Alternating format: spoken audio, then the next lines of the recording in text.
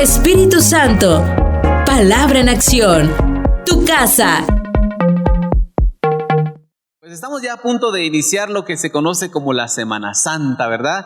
Ya muchos están pensando en un montón de situaciones, qué hacer en estos días, algunos ya de vacaciones, ¿verdad? Sobre todo los que están estudiando, ahorita ya están en modo descanso, ¿verdad? Pero yo creo que como iglesia no debemos perder de vista cuál es realmente la razón y qué es lo que nosotros debemos celebrar en estos días. No es solamente celebrar un descanso, pues el descanso es del Señor y Él nos permite descansar, pero estas fechas, yo creo que la iglesia no debe olvidar realmente lo que significa y la implicación que tiene el sacrificio de Cristo para nosotros, que si no fuera por ese sacrificio, ninguno de nosotros estaría aquí. Ninguno de nosotros podría recibir la bendición que estamos recibiendo. Ninguno de nosotros podría llamar Padre a nuestro Dios si no fuera por esa obra maravillosa de Cristo en la cruz hace casi 2000 años.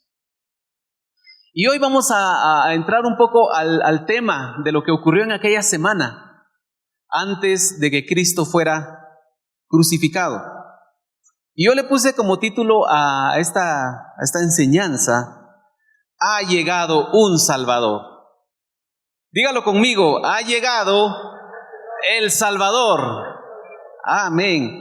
Y justamente lo cantábamos hace un momento. Yo cuando estábamos alabando al Señor y declarando su reino, declarando su dignidad, declarando su majestad, recordaba aquella entrada triunfal a Jerusalén, cuando Jesús es reconocido en medio de su pueblo. En medio de un pueblo que estaba ansioso y esperando. Y viene Jesús y recibe tal honra. Y vamos a hablar de eso hoy, de esa entrada triunfal como se le conoce en la Biblia. Y quiero que me acompañe por favor a Lucas 19. Lucas 19. Y vamos a leer desde los versículos 28 hasta el 48. Es un pasaje un poco extenso, pero a nadie le hace mal leer bastante palabra de Dios. A todos nos hace bien leer la palabra del Señor. Entonces, acompáñenme, por favor. Dice la palabra: dicho esto, iba delante subiendo a Jerusalén. Y aconteció que llegando cerca de Betfagé y de Betania, al monte que se llama de los Olivos, envió dos de sus discípulos, diciendo: id a la aldea de enfrente, y al entrar en ella hallaréis un pollino atado, el cual ningún hombre ha montado jamás. Desatadlo y traedlo. Si alguien os preguntare: ¿por qué lo desatáis?, le responderéis así: porque el Señor lo necesita. Fueron los que habían sido enviados y hallaron como les dijo. Y cuando desataban al pollino, sus dueños le dijeron: ¿por qué desatáis el pollino? Ellos dijeron: porque el Señor lo necesita. Y lo trajeron a Jesús, y habiendo echado sus mantos sobre el pollino, subieron a Jesús encima. Y a su paso tendían sus mantos por el camino. Cuando llegaban ya cerca de la bajada del monte de los Olivos, toda la multitud de los discípulos, gozándose, comenzó a alabar a Dios a grandes voces por todas las maravillas que habían visto, diciendo: bendito el Rey que viene en el nombre del Señor, paz en el cielo y gloria en las alturas. Entonces algunos de los fariseos de entre la multitud le dijeron: Maestro, reprende a tus discípulos. Él respondiendo les dijo: os digo que si estos callaran, las piedras clamarían. Y cuando llegó cerca de la ciudad, al verla, lloró sobre ella, diciendo: oh, si también tú conocieses a lo menos en este tu día lo que es para tu paz. Mas ahora está encubierto de tus ojos, porque vendrán días sobre ti cuando tus enemigos te rodearán con vallado, y te sitiarán, y por todas partes te estrecharán, y te derribarán a tierra, y a tus hijos dentro de ti, y no dejarán en ti piedra sobre piedra, por cuanto no conociste el tiempo de tu visitación. Y habiendo entrado en el templo, comenzó a echar fuera a todos los que vendían y compraban en él, diciéndoles: escrito está, mi casa es casa de oración, mas vosotros la habéis hecho cueva de ladrones. Le enseñaba cada día en el templo, pero los principales sacerdotes, los escribas y los principales del pueblo procuraban matarle. No hallaban nada que pudieran hacerle porque todo el pueblo estaba suspenso oyéndole. Bueno, este pasaje narra varios eventos. De hecho, este es el inicio de la última semana antes de la crucifixión. Y la verdad es que pensando un poquito en todo lo que pasó en esta semana, podemos ver algunas cosas que ocurrieron. Esta semana que estamos hablando nos muestra una serie de eventos que son muy importantes porque marcaban la profecía, eran cumplimientos de la profecía que el Señor había declarado acerca de Jesús. Y se marcaron muchas cosas. En esta semana ocurrieron tantas cosas. Por ejemplo, esto que acabamos de leer. Jesús llegó y limpió el templo. Y algo muy interesante con este pasaje de la limpieza del templo es que es un pasaje que narran los 4 evangelios. No sé si usted sabe, pero hay eventos que narran los evangelios que solo aparecen en 1 o en 2 y que en los demás no aparece. Por alguna razón, algunos de los escritores de los evangelios no incluyeron algunos eventos. Pero este es uno de los que los 4 evangelios incluye. Aunque hay unas diferencias ahí que de verdad son muy bonitas de entender. Pero no es el tema de hoy. Fíjense que algo que pasó en esa semana es que Jesús celebró su última Pascua. Él celebró su última Pascua. Los teólogos dicen, ¿verdad?, de que Jesús celebró al menos 4 Pascuas durante su ministerio. Y por eso de ahí se obtiene de que el ministerio de Jesús duró 3 años y medio.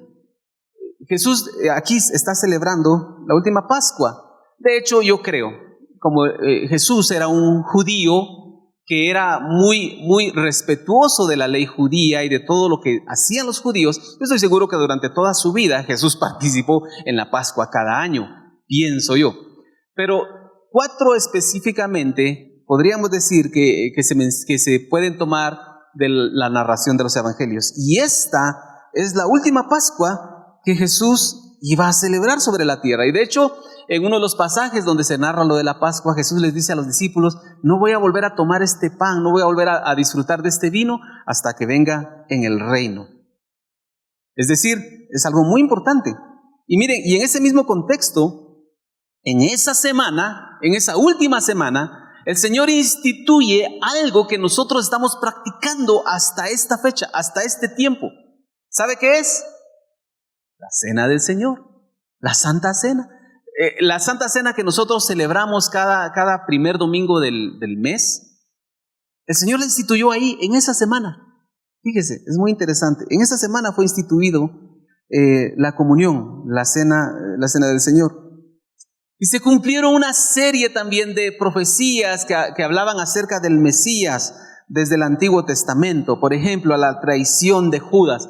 El Salmo 41 narra cómo el salmista habla de que sufrió la traición, dice, de un amigo. Y está refiriéndose a la traición de Judas hacia Jesús. El valor también el precio, mejor dicho, que se pagó por Jesús, también fue profetizado en Zacarías 11:12, 30 piezas de plata fue el precio, dice Zacarías, por el ungido. Y se cumplió en esa semana. En esa semana se cumplió todo lo que profetizó Isaías en el capítulo 53 acerca de cómo iba a ser sacrificado el Cordero de Dios, cómo iba a ser sacrificado, cómo iba a ser llevado como culpable, cómo iba a ser tomado entre los pecadores, cómo iba a callar delante de sus acusadores. Todo eso que estaba escrito ahí se estaba cumpliendo en una sola semana. En esta última semana se empezaba a cumplir, y todo esto venía después de esta entrada triunfal. Todas las profecías con relación a la crucifixión de Jesús se empezaron a cumplir ahí, así de una forma muy específica. Y una de ellas, que es la que vamos a hablar hoy, es esta de la entrada triunfal en Jerusalén. Y esa la encontramos nosotros en Zacarías 9:9. Y quiero que por favor me acompañe a leerlo. Zacarías 9:9 narra esta entrada, y no solo la entrada, sino cómo iba a ser esa entrada. Dice: alégrate mucho, hija de Sión, da voces de júbilo, hija de Jerusalén. He aquí tu rey vendrá a ti, justo y salvador, humilde y cabalgando sobre un asno, sobre un pollino, hijo de asna. Una de las cosas más sobresalientes de esto es la forma en que se manifestó el cumplimiento de esta profecía. Las demás profecías, incluso las que les mencioné, pues sí tuvieron algunos testigos que vieron el cumplimiento. Por ejemplo, el hecho de que haya sido vendido por 30 piezas de plata, pues lo sabía Judas, lo sabían los sacerdotes, los que pagaron ese precio, pero no había mucha gente que sabía de eso. Los discípulos no se enteraron hasta después. El cumplimiento del juicio de Jesús, todo lo que pasó ahí, no fue algo así público, por decirlo así, sino fue algo un poco más privado. Pocas personas pudieron testificar de esos eventos que se cumplieron. Pero esta profecía de la entrada triunfal tiene algo muy peculiar. Y es que fue una que fue vista por toda la ciudad, y dice que conmocionó a la ciudad. Es decir, el cumplimiento de esta profecía no se quedó en unos pocos que dijeron: yo vi lo que estaba pasando, yo vi que se estaba cumpliendo esto, sino que una ciudad entera, la ciudad de Jerusalén, pudo ser testiga de lo que estaba pasando. Y es algo que marca una gran diferencia. Y luego viene el tema de la crucifixión y todo, pero esto abre el camino para involucrar también a toda aquella ciudad en este momento, en este evento tan importante, esa entrada triunfal a Jerusalén. Y en este pasaje hay algo que a veces cuesta un poco entender. Por lo menos los otros que lo vemos desde este lado de la cruz, tal vez podemos decir: ¿cómo es que pasó todo esto? Porque fíjese, vea lo que dice Zacarías. Dice que viene tu libertador, viene tu salvador, viene humilde y cabalgando sobre un asno. Pero yo no sé en qué momento el pueblo de Israel nosotros conocemos históricamente, y lo vamos a ver en el contexto. El pueblo de Israel estaba esperando al Mesías, sí lo estaba esperando, pero por alguna razón ellos lo estaban esperando como un guerrero poderoso, como un libertador, así, ¿verdad? Me imagino yo, tal vez habían escuchado la historia de Alejandro Magno, por ejemplo, que fue un hombre que se levantó y donde él llegaba imponía, ¿verdad? Era un guerrero. Y ellos seguramente se imaginaban que su libertador iba a llegar así, de esa manera, como un guerrero sobre un caballo. Y con un carácter así fuerte, ¿verdad? Con una presencia así poderosa. Y ellos eran lo que esperaban. Pero yo lo que me pregunto es: ¿cómo es que en la mente de las personas puede cambiar algo tan drásticamente? Porque la profecía no era esa. La profecía nunca dijo: va a venir tu libertador montado sobre un caballo y con una espada en la mano. No decía así la profecía. Decía: va a venir humilde, va a venir sobre un pollino. Yo creo que eso debe hacernos pensar a nosotros, también como iglesia, que muchas veces el Señor nos da una instrucción, el Señor nos dice algo, y nosotros a veces, creo yo, en nuestro afán de querer recibir lo que nosotros queremos, no lo que el Señor nos está diciendo, como que en nuestra mente cambiamos nuestras expectativas. Y es ahí donde muchas veces, creo yo, nosotros resultamos frustrados, molestos, enojados con el Señor, porque el Señor no está haciendo las cosas como él tendría que hacerlas. Pero a veces nosotros somos los que no a veces, siempre somos nosotros los que nos equivocamos. El Señor nunca se equivoca. Pero a veces nosotros estamos pensando que el Señor no está haciendo las cosas como debería. No, el Señor ya dijo cómo va a hacer las cosas, y así las va a hacer. Yo creo que los que tenemos que cambiar nuestra manera de entender y nuestras expectativas, los que tenemos que adaptarlas a la palabra del Señor, obviamente somos nosotros, ¿verdad? Dato interesante, ¿verdad? La palabra era clara acerca de cómo iba a llegar aquel libertador. Humilde sobre un pollino. Fíjese que esta entrada triunfal también, al igual que lo de la limpieza del templo, tiene un respaldo también histórico muy fuerte y bíblico, porque también es un evento que está narrado en los 4 evangelios. Mateo, Marcos, Lucas y Juan narran este evento de la historia de la entrada triunfal. Utilizan palabras diferentes algunos de ellos, algunos detalles van variando, pero el punto es este: el evento está registrado ahí. Y eso también a nosotros nos debe dar luz acerca de que realmente ocurrió, fue algo que pasó ahí. Todos los historiadores, incluso las ciencias, nunca han podido refutar lo que dice la palabra del Señor, lo que narran los evangelios. Y es algo que realmente ocurrió ahí. Entonces Jesús fue a cumplir esa profecía, fue a cumplir esa palabra. Él llegó en ese día a cumplir lo que Zacarías había profetizado, tal y como Zacarías lo había profetizado. Otra vez, no como la gente esperaba, sino como Dios lo había determinado. Amén. Entonces, ese día se cumplió. Y es un evento realmente muy importante. Pero lo que quiero hablar, esto que les acabo de contar, de hablar, solamente es para entrar en contexto, ¿verdad? Algunos datos importantes que debemos considerar antes de entrar a lo que es en sí, lo que podemos aprender de este pasaje. Yo quiero hablarle acerca de 2 perspectivas de este evento. 2 perspectivas acerca de este evento que se dieron ya en ese momento, cuando estaba entrando Jesús a Jerusalén.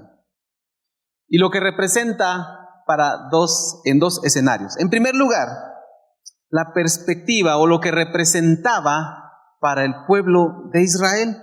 Y entonces, otra vez, aquí, el pueblo de Israel tenía una expectativa, tenía una esperanza. El pueblo de Israel esperaba algo y tenía años ya, porque años y años esperando un cumplimiento, esperando una respuesta de Dios. Y lo que ellos esperaban era un libertador que Dios había prometido, que Dios les había dicho que iba a traer, y ellos estaban con la expectativa de que ese libertador iba a venir y de que los iba a liberar del yugo de los romanos. Recordemos que el pueblo de Israel, la verdad es que sufrieron grandes consecuencias a causa de su pecado, terribles. Esclavitud. Ellos estuvieron bajo cada uno de los imperios grandes de aquel tiempo. Es decir, sufrieron mucho nuestros amados judíos en aquel tiempo. Sufrieron mucho y estaban con esa expectativa de que venía un libertador. Y entonces cuando aparece Jesús, yo quiero que pensemos en esto.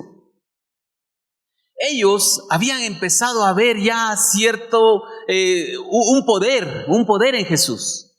Y empezaron a ver maravillas, y el pasaje que leímos nos lo recuerda. Pero quiero que me acompañe a Mateo 21:9.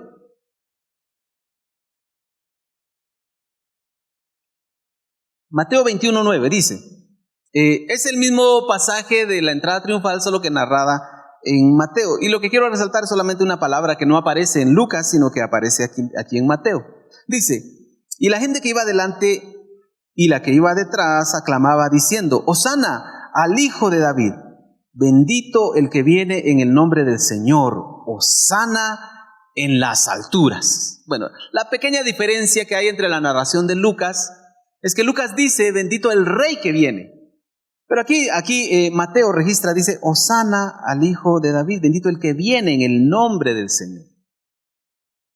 Y cuando nosotros vemos esto, debemos ver lo que hay detrás de estas palabras. ¿Qué son estas expresiones en la boca del pueblo de Israel en aquel entonces?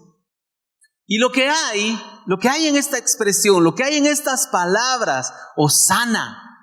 Esta palabra Hosana se utiliza pues muchas veces dentro de los cultos cristianos como una expresión de exaltación, de gloria, ¿verdad? Pero el significado real, el significado original de esta palabra es una palabra un poco diferente. Significa literalmente sálvanos. Así, sálvanos. Es una expresión como de pidiendo auxilio. Como cuando uno está pidiéndole a alguien que le ayude y dice, por favor, sálvanos. Es decir, no es como cuando usted está trabajando algo y dice, ayúdame aquí, por favor. Pero ese ayúdame aquí, por favor, es como, bueno, si no puedes ayudarme, yo lo puedo hacer también, ¿verdad? ¿A quiénes les ha pasado así que usted le pide ayuda a alguien y no lo puede ayudar? Usted sabe que usted también lo puede hacer. Pero ¿qué pasa cuando alguien está en una situación muy difícil? Una situación donde realmente no puede hacerlo. Una situación donde alguien ha sufrido un accidente, se cayó y no puede levantarse y de repente empieza a pedir ayuda. ¡Ayúdeme! ¿Verdad que la expresión es diferente? La expresión es diferente cuando alguien sabe que solo hay alguien más que le puede ayudar. Y ese es el sentido de esta expresión, Hosana. Hosana, Hosana, sálvanos, sálvanos, ha llegado nuestra salvación, por fin ha llegado nuestra salvación. Y esa era la expectativa del pueblo de Israel en ese entonces, ahí en Jerusalén. Eso era lo que ellos entendían y por eso esa expresión tan efusiva de decir, Hosana, sálvanos, bendito el que viene en el nombre del Señor, gloria a Dios, ya vino nuestro Salvador, decían ellos.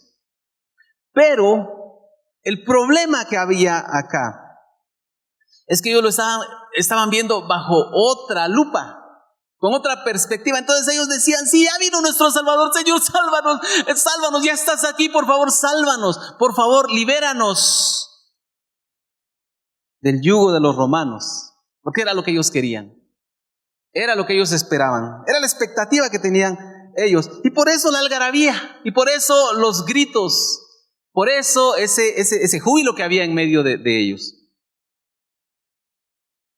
Seguramente muchos de ellos habían visto los milagros del Señor. Ahí seguramente habían muchos que habían recibido del Señor una respuesta y habían visto en su propia carne, muchos de ellos, el poder de Dios. Y seguramente eran los que más gritaban y decían, sí, Él tiene un poder extraordinario. Y así como me limpió a mí, así como salvó a mi hermano, así como ayudó a alguien, así como manifestó ese poder, imagínense, tal vez, estoy solo imaginándome. Alguien diciéndole a otros, si Él tuvo ese poder para hacer esto, imagínense si usara ese poder para salvarnos y librarnos de los romanos. Seguramente habían muchas ideas por ahí así, porque así somos. Y miren, en medio de todo esto, lo que ellos estaban viendo, la expectativa que ellos tenían después de esta entrada, era que el Señor iba a venir a establecer su reino en aquel lugar, en Jerusalén. Tanto es así que hasta sus mismos discípulos veían en esto que podían alcanzar un favor, un puesto político importante. Mire lo que dice Marcos 10, 35 al 37, solo como referencia. Esto no ocurrió en ese momento, ocurrió un tiempo antes, cuando Jesús hablaba acerca de su obra. Pero dice acá, entonces Jacobo y Juan, hijos de Zebedeo, se le acercaron diciendo, Maestro, querríamos que nos hagas lo que pidiéremos. Él les dijo, ¿qué queréis que os haga? Ellos le dijeron, concédenos que en tu gloria nos sentemos el uno a tu derecha y el otro a tu izquierda. Yo no sé cuántos de aquellos que iban acompañando a Jesús en esa entrada de Jerusalén iban diciendo, oh, ya ver, voy a tener mi hueso. Ya se acerca el momento en que voy a recibir esta bendición. Yo voy a ser una persona importante dentro de la comunidad. Yo voy a ser alguien importante al fin, porque yo estoy cerca del Rey, del que va a tomar el lugar aquí. ¿Cuántos habrían entrado a ese lugar? ¿Y cuántos de los que iban acompañando a Jesús en ese momento iban con esa idea? No lo sabemos, pero no me dejará mentir. Somos humanos y siempre hay alguien así. ¿Verdad que sí? Sí. Yo sé que no es usted, sino que es el que ni es el que está a la par, sino el que está todavía más lejos de usted. Siempre hay gente así, siempre hay personas que están buscando sus intereses y cuando ven una situación, lo primero que hacen es identificar. Y hay gente que es de verdad muy buena para eso. Identifican una oportunidad, ¿verdad que sí? Y seguramente había mucha gente así alrededor de él. ¿Qué entendemos nosotros con la entrada triunfal? ¿Qué vemos nosotros en el pueblo de Israel? ¿Qué vemos nosotros en la ciudad de Jerusalén? Había una expectativa.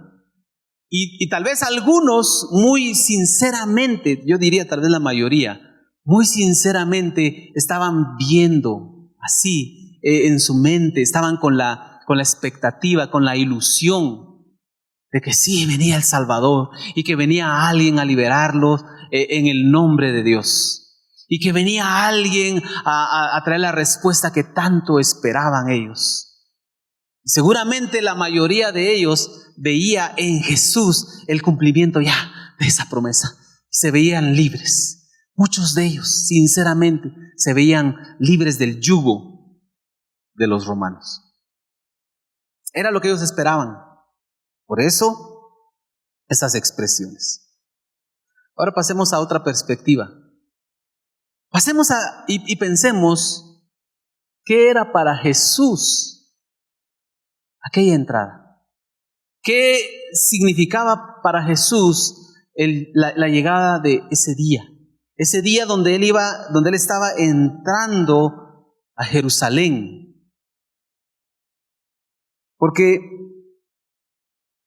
algo que tenemos que recordar es que sí, el pueblo esperaba una liberación.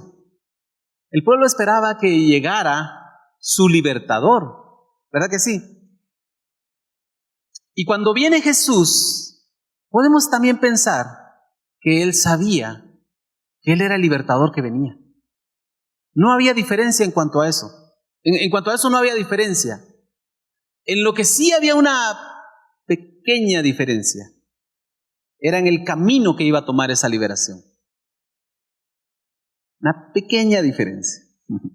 Camino diferente. Israel esperaba una liberación, si ustedes quieren, de esa opresión política. Israel esperaba una bendición, si ustedes quieren, económica, ¿verdad? Porque pienso yo que un pueblo que estaba así subyugado no podía crecer, no podía desarrollarse económicamente. Pasaban muchas penas, muchos problemas, tenían que estar pagando constantemente impuestos a un imperio que sentía que no les tenía que devolver nada también. Sencillamente tenían que pagar todo el tiempo. Y seguramente eran problemas muy difíciles para ellos. Entonces, el pueblo esperaba esa liberación. El pueblo quería esa liberación. Una liberación en la que podrían ellos tal vez ver solucionados todos sus problemas sociales. Era lo que ellos esperaban. Pero Jesús lo que estaba viendo al entrar a aquel lugar, sí estaba viendo que venía un tiempo de liberación.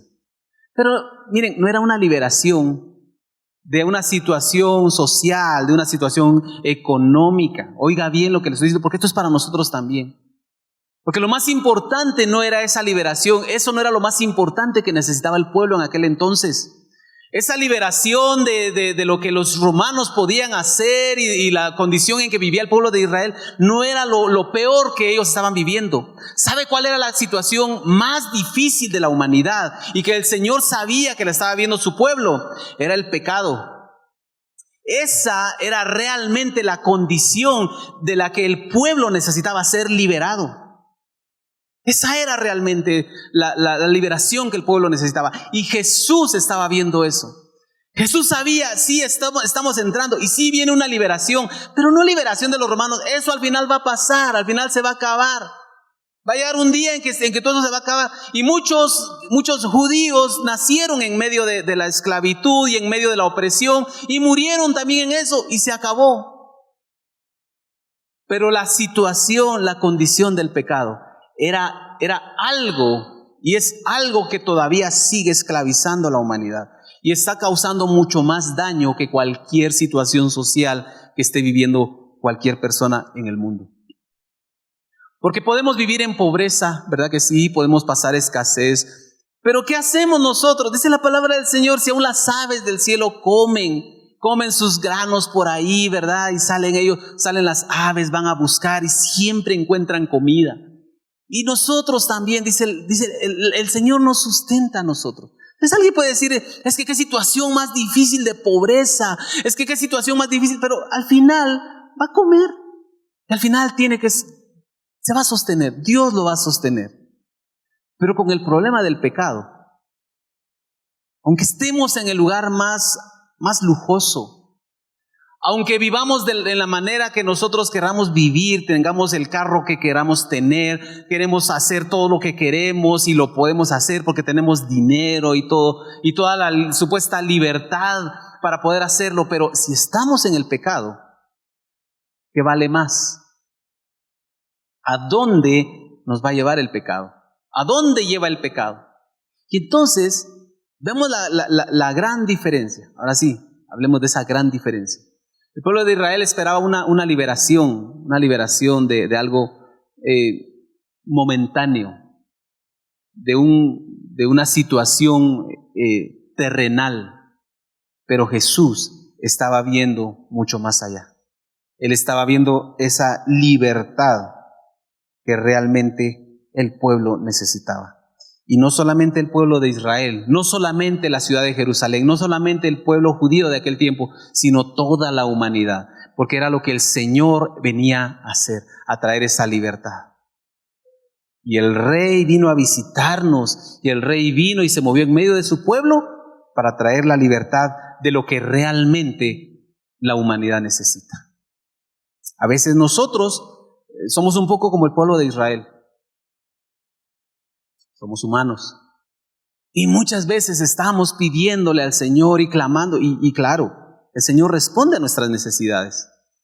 Pero a veces estamos clamando por los problemas que estamos atravesando, las situaciones que nos afectan, las circunstancias que nos aquejan y estamos todo el tiempo pensando en esto y ese es nuestro único enfoque. Y cuando buscamos al Señor, lo único que hacemos es buscar su respuesta y buscar que Él nos responda y buscar que Él nos ayude en esto, buscar que Él nos sostenga, que Él solucione esto que está pasando alrededor, que Él me saque de esta situación en que estoy.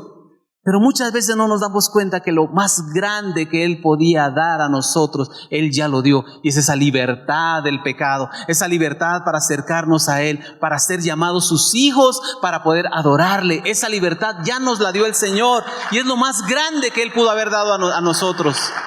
Y Él lo estaba viendo ahí, estaba viendo que se acercaba esa libertad, el cumplimiento de ese propósito de su venida a la tierra. Traer esa libertad. Pensemos en la humanidad de Jesús un poco también, en qué pudo pasar en la mente de Jesús en ese momento cuando Él estaba entrando. Y sabemos nosotros que Jesús vino en carne y Él fue 100% hombre. Él experimentó todo lo que los seres humanos experimentamos. Ese es uno de los, creo yo, una de las cosas más difíciles de entender acerca de la persona de Jesús. Pero Él era Dios desde la eternidad y será Dios hasta la eternidad. Pero en este momento Él estaba en un cuerpo humano, 100% hombre, se hizo hombre. Y experimentó todo lo que nosotros experimentamos. El hambre, el frío, cansancio y aún las emociones que nosotros experimentamos. Y pensemos un poquito en qué emociones había en Jesús en aquel momento. Y podemos hacer un contraste entre lo que estaba pasando. Toda la gente con la algarabía, ¿verdad? Y toda la gente celebrando y diciendo, viene nuestra liberación, viene nuestro Salvador y hagamos fiesta y celebrémoslo porque viene nuestro Salvador. Y Jesús venía en medio de ellos, pero seguramente Jesús pensando, sí, claro que viene la liberación, pero no es como ellos piensan. Y Jesús ya sabía que venía a la cruz. Y pensemos solo por un momento, ¿qué pudo haber en la mente, qué pudo experimentar Jesús en ese contraste de situaciones, donde sí es cierto, venía una liberación, pero venía la cruz y el pueblo no iba a sufrir la cruz, Él iba a sufrir la cruz. Y en medio de eso Jesús venía caminando y venía montado sobre aquel burrito, escuchando la fiesta, escuchando las alabanzas. Pero Él sabía lo que venía. Él sabía lo que había delante, sabía que en unos pocos días iba a ocurrir y se iba a cumplir el propósito de su venida. Era dar su vida por cada uno de nosotros. Jesús Jesús nunca ocultó sus emociones. De hecho, la Biblia registra a un Jesús muy, muy humano, de verdad. Quiero que me acompañe a Juan 12:27. Y miren, yo no sé qué creo que ninguno de nosotros va a poder entender nunca la profundidad de las emociones que Jesús experimentó en aquellos días. Mira lo que dice Juan 12:27. Ahora, dice, está turbada mi alma. ¿Y qué diré? Padre, sálvame de esta hora. Mas para esto he llegado a esta hora. Este pasaje de Juan 12, si nosotros leyéramos la narración de la entrada triunfal en Juan, esa narración está en Juan 12. Y este pasaje, según algunos, yo no sé cómo han hecho los historiadores, pero según algunos afirman, dice que estas palabras las dijo 2 días después de la entrada triunfal. Que llegaron unos griegos a preguntar acerca de algunas cosas y viene Jesús y en ese contexto expresa esto. Ahora está turbada mi alma. Otra vez, es que Jesús ya sabía lo que venía. Jesús estaba muy consciente de lo que estaba por venir. Acababa de ocurrir la entrada triunfal y Jesús empieza otra vez a manifestar esas emociones. Es que él sabía que lo que le tocaba vivir era un trago muy difícil. Se parece un poco, veo yo, a lo que ocurrió más adelante en el huerto de Getsemaní. Esto sí no lo vamos a leer, pero en el huerto de Getsemaní eso ocurre la noche antes de que fuera apresado. Jesús otra vez orando y angustiado, y dice que su sudor eran como gotas de sangre, él experimentando una emoción tan fuerte, un dolor tan grande, una angustia por lo que le tocaba vivir. Es decir, podemos imaginarnos a Jesús en aquel momento. Llegó la salvación, sí, pero la salvación no iba a llegar como la gente esperaba. Jesús sabía que esa salvación se iba a pagar con un precio muy alto y Él iba a pagar ese precio. Ahora está turbada mi alma, registra Juan 12:27. Y por lo mismo, creo yo, eso no lo dice la Biblia, pero creo yo que desde ese momento de la entrada triunfal, Jesús ya venía pensando en estas cosas. Seguramente él estaba muy consciente de todo esto. Muchas veces durante su ministerio, Él les dio a conocer a sus discípulos que iba a ser entregado, que iba a ser crucificado. Y ellos lo sabían, Jesús lo sabía. Pero ¿qué sabía Jesús también? Jesús sabía que se iba a levantar de entre los muertos. Él sabía que no se iba a quedar en ese lugar. Él sabía que Dios no lo iba a dejar, que su cuerpo viera corrupción, sino que iba a ser levantado para su gloria. Él lo sabía. Pero podemos entender entonces que había una emoción ahí. Pero Jesús sabía que esto tenía que ocurrir al final. ¿Se recuerda la historia de Abraham? Cuando Dios le pide a Abraham que sacrifique a su hijo. Usted puede imaginar, Jesús conocía esa historia. Y tal vez Jesús pensaba en aquel momento, Isaac fue llevado, iba a aquel monte, llevaba la leña encima para ser sacrificado. Pero en el último momento Dios dijo, no, Isaac no va a ser sacrificado. Ya fue probado el corazón de Abraham y va a haber un sustituto para Isaac. Y podemos pensar que tal vez de pronto Jesús meditaría en esto. Pero había una diferencia también. Jesús sabía que para Él no había sustituto, porque Él era el sustituto. El sustituto por cada uno de nosotros. El sustituto para llevar el castigo que cada uno de nosotros merecía. Él era. Él lo sabía. ¿Ven el contraste en la entrada triunfal? Unos celebrando Y Jesús seguramente gozándose también en su corazón, porque venía la salvación, solo que no como el pueblo de Israel la esperaba. Así que la Biblia no oculta los sentimientos de Jesús. Jesús mostró muchos sentimientos en muchos pasajes. Él mostró compasión ante las multitudes. Yo cuando pensaba en esto de las emociones de Jesús, veo que también incluso Él experimentó o manifestó, yo no sé si lo sintió, no sé, pero hay palabras de Él como que expresan hasta una frustración con sus discípulos. ¿Hasta cuándo voy a tener que estar con ustedes? No pueden hacer esto, ustedes no pueden creer. ¿Cuánto tiempo han estado conmigo y todavía no han creído? Había emociones en Jesús. Él manifestó enojo también. En este pasaje que leímos de Lucas, el entrada triunfal, narra cómo Él fue a limpiar el templo. Y lo que Él hizo, otra vez manifestando emociones, es que Jesús manifestaba emociones. Ahora pensemos en esto.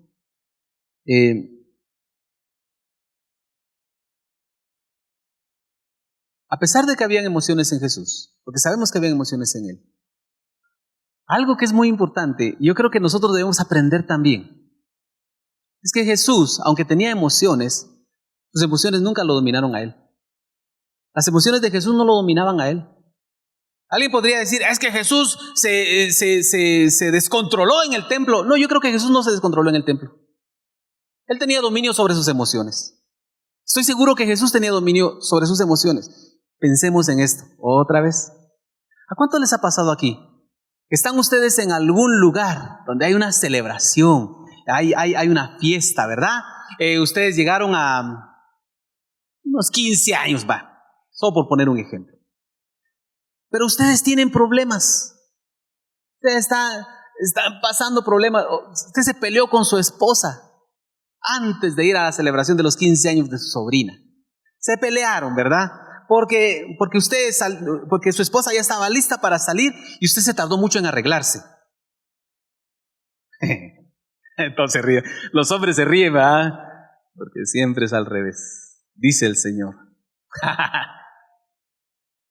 Y ustedes se pelean y llegan a la celebración de los 15 años. Díganme la verdad. ¿Están ustedes así como que entran felices? Ya vine, llegó la alegría de la fiesta. ¿Verdad que llega uno así como que entran así serios a la fiesta y todos contentos por la quinceañera y ustedes, apúrate, todavía venís caminando despacio.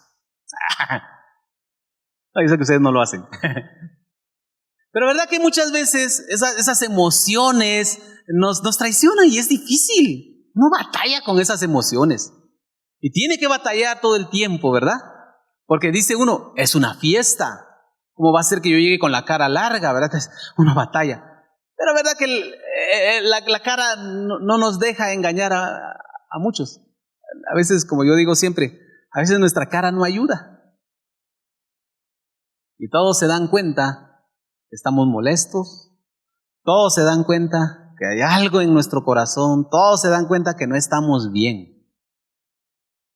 Ahora pensemos en el nivel de las emociones que estaba manejando Jesús en ese momento. Ya estaba a días de llegar a la cruz. Y el pueblo tenía una fiesta. ¿Y qué hizo Jesús? ¡Cállense! No celebren, no hagan fiesta porque miren, estoy a punto de enfrentar algo tan difícil.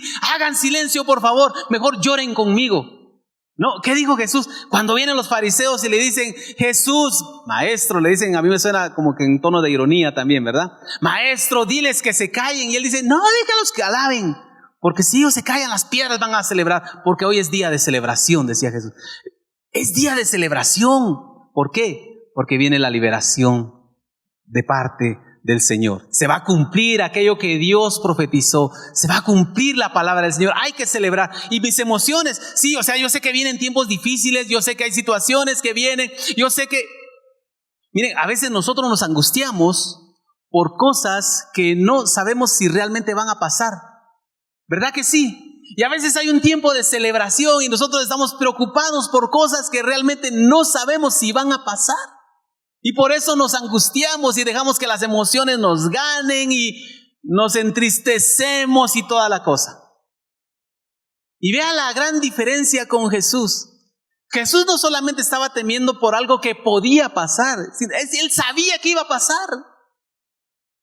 Y aún así, él no perdió de vista que era lo más importante. Miren, la situación va a ser muy dura, la situación va a ser muy difícil, la situación va a ser realmente terrible, algo inexplicable, algo que nadie ha experimentado jamás. Un dolor tan grande era lo que él iba a experimentar, pero él sabía que lo que venía era glorioso. Él sabía que había un propósito al final de esto. Y Hebreos nos recuerda que dice que él con gozo sufrió la cruz porque estaba viendo hacia adelante. Él estaba viendo a un pueblo libre, él estaba viendo a un pueblo que estaba siendo rescatado, él estaba viendo a un pueblo que estaba alcanzando esa salvación, regresando al hombre al lugar que Dios le dio al principio, porque Dios nos creó para estar en su presencia, Dios nos creó para tener comunión con él. El pecado nos separó, pero en la cruz estaba rompiendo eso, se iba a romper eso para que nosotros pudiéramos acercarnos nuevamente a él, y no solamente acercarnos así con miedo, no solamente acercarnos así y verlo de lejos, sino poder llegar a su misma presencia,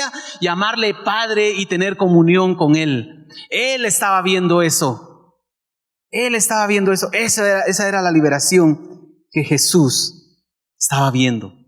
Desde el Jesús humano mostró y seguramente sufrió también esas emociones, pero él sabía a lo que venía. Pero también vemos en el corazón de Jesús, acá podemos también entender que estaba el Jesús en su corazón, el Jesús como Dios, mostrando ese amor a la humanidad. Porque Jesús sabía, y en ese momento él sabía a lo que había venido. Él había venido a mostrar el amor de Dios. Él era la manifestación de Dios en medio de nosotros. Dios amó de tal manera al mundo. Dios amó de tal manera, con un amor incondicional, un amor eterno, un amor que sobrepasa cualquier cosa. Así es el amor de Dios. Y Jesús, como Dios, también venía a mostrar ese amor. ¿Y cómo lo iba a mostrar? En esa cruz. Y en esa entrada triunfal, él sabía también que él podía ir con esa en su corazón, con esa revelación, voy a decir, no sé si hay revelación en Jesús. Él lo sabía, que él venía a mostrar a Dios, mostrando el amor de Dios. Y él, entrando a aquella ciudad, estaba diciendo: el amor de Dios está entrando a Jerusalén, el amor de Dios se está manifestando. Yo vengo a mostrar el amor del Padre. Porque a eso fue a lo que él vino, a mostrar ese amor como Dios, como el Dios que es, el Dios de amor. Así que por encima de los sentimientos humanos que él podía experimentar, él nunca perdió de vista cuál era su propósito en Dios. El propósito en Dios era salvar a la humanidad. Lucas 22, 41 y 42. Y él se apartó de ellos a distancia como de un tiro de piedra, y puesto de rodillas oró, diciendo: Padre, si quieres, pasa de mí esta copa, pero no se haga mi voluntad, sino la tuya. Para Jesús, aquella entrada triunfal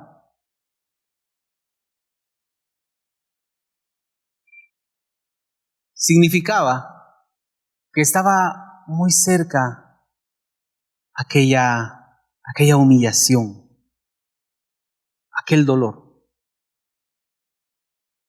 Pero Jesús también sabía que después de esto, después de aquella humillación, vendría su exaltación.